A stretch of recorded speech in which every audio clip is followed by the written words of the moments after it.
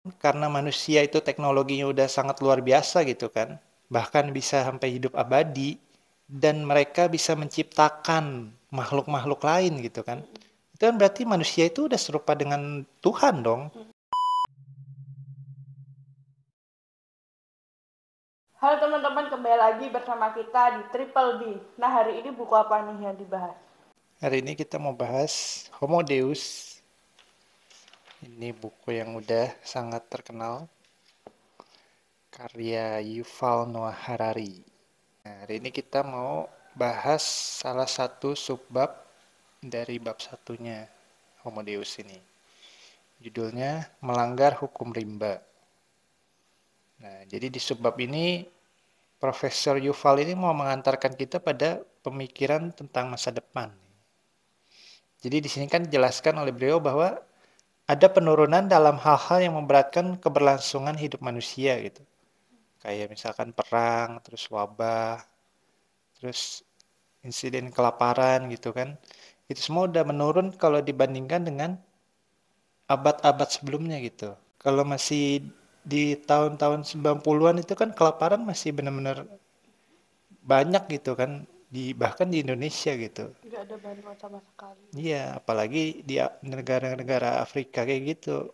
Kelaparan itu ya walaupun sehari ini juga masih ada gitu ya, daerah-daerah yang kelaparan, tapi sedikit banyak tuh udah lebih baik gitu kalau dibandingkan tahun-tahun sebelumnya. Gitu juga dengan perang gitu. Nah, karena itu istilahnya udah ditaklukkan gitu, ya kurang lebih lah gitu ya, udah ditaklukkan kan, kayak wabah dan lain-lain itu tadi. Nah, next step-nya itu apa nih buat manusianya ini sendiri? Soalnya kan kita itu kan apa ya? Kalau diibaratkan di sini sama Profesor Yuval ini, manusia itu udah ibaratnya kayak pemadam kebakaran dengan dunia tanpa kebakaran gitu. Istilahnya seperti itu. Jadi karena di dalam pikiran banyak orang gitu ya, peneliti juga kan, manusia itu masih bisa berevolusi gitu. Kita itu kan diyakini berasal dari nenek moyang kita tuh primata gitu kan. Baru naik ke manusia purba, baru kita ini yang udah jadi Homo sapien namanya kan. Nah, terus next step-nya apa nih dari Homo sapien ini nih kita nih? Karena diyakini Homo sapien itu masih belum sempurna gitu, karena masih banyak cacat-cacatnya. Kayak misalkan nih ya, kalau manusia dilepas di alam bebas gitu, tanpa ada penunjang apa-apa, manusia itu pasti mati.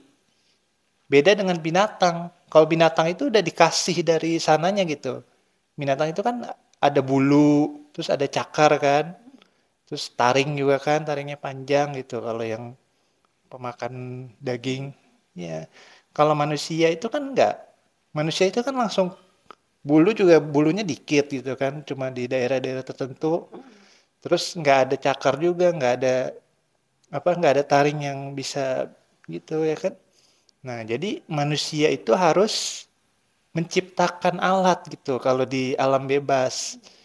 Nah, misalkan kalau di alam liar kan yang terutama itu kan manusia pasti bikin api, ya kan? Terus baru dia bikin tempat berteduh, terus baru bikin pakaian mungkin gitu. Terus alat-alat gitu kan buat berburu. Nah, itu yang dinamakan teknologi. Nah, itulah yang membedakan manusia dengan hewan gitu. Jadi manusia bisa ada di puncak rantai makanan karena manusia itu bisa menciptakan alat gitu. Nah, dari step itulah eh, kita selanjutnya ini mau kemana nih dari kan teknologi udah maju banget kan sekarang kan. Bahkan manusia udah mau hampir digantikan dengan robot gitu. Udah ada kecerdasan buatan yang bakalan nanti berikutnya udah menggantikan manusia gitu. Jadi manusia nanti ke masa depan itu udah bener-bener nggak kerja, bisa bisa Udah di digantiin sama yang robot ya. iya sama robot dan kecerdasan buatan itu. Nah, masa iya manusianya yang menciptakan mereka itu digantikan gitu. Istilahnya teknologinya berkembang, tapi masa manusianya yang merosot gitu kan? Nggak mungkin begitu. So, para peneliti juga nggak bakal mungkin mau kalah gitu sama artificial intelligence gitu kan. Namanya juga artificial, namanya juga buatan gitu kan. Itu kan masih diciptakan sama mereka sendiri gitu kan. Nggak mungkin kitanya yang merosot, mereka yang berkembang gitu. Nah, step selanjutnya dari Homo sapien ini, kita ini, apa gitu. Jadi, di sini Yuval Noah Harari ini istilahnya apa ya, memberikan sebuah ide gitu. Inilah yang dijadikan apa buku ini, judul buku ini. Manusia itu bakal jadi Homo Deus. Tahu nggak? Deus itu apa? Deus itu dari bahasa Latin artinya dewa atau Tuhan. Nah, jadi di masa depan itu manusia itu bakalannya udah nggak bakal Tergantung mati sama, lagi gitu. Jadi tapi juga manusia tergantung sama alat-alat tadi kan. tetap teknologinya itu justru makin canggih banget. Nah, karena teknologinya canggih banget, manusia udah bisa merekayasa itu umurnya mereka gitu.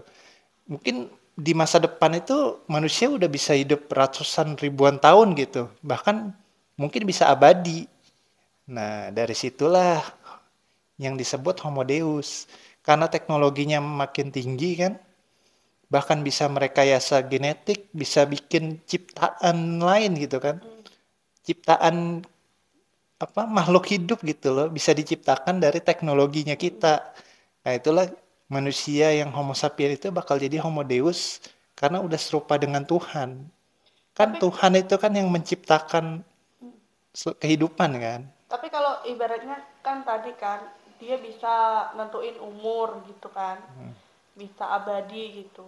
Berarti manusia semakin bertambah semakin banyak tuh. Nah, itu dia. Itu adalah poin yang keduanya nih yang mau aku bahas nih. Jadi setelah memanipulasi kematian itu bahkan bisa sampai hidup abadi kan. Apakah bisa sampai ke situ gitu, sampai jadi Homo Deus gitu kan, berevolusi sampai jadi serupa dewa atau serupa Tuhan kan? Karena dari kalau kita runut gitu ya, kalau kelahiran terus-menerus ada, tapi kematiannya ditekan, udah pasti buminya yang bakal kewalahan kan. Sumber daya udah pasti bakal habis.